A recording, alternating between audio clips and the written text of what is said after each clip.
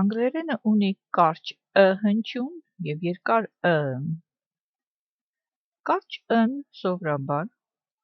չշեշտված վանկերի ձայնավորներն են լինում։ Օրինակ, a pen, այս դեպքում a-ը անորոշ հոդն է, որը գոյականի հետ միասին է կարդացվում և չի շեշտվում, առանձին վանք չէ, առանձին հոդ է, բայց քանի որ հնչում է միասին և առանց շեշտի, հնչում է «ը», a pen, գրիչ։ Above, վերևում, a-ը չշեշտված վանկում կարող է հնչել «ը»։ Mother, մայրիկ, չշեշտված ի տառը երկրորդ վանկին նույնպես հնչում է «ը»։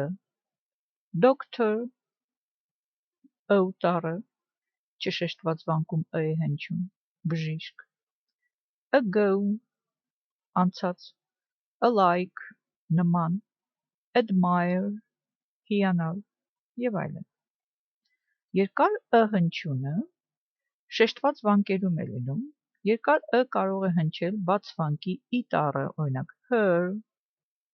նրա, իգական սեռի երրորդ դեմքի դերանուն է։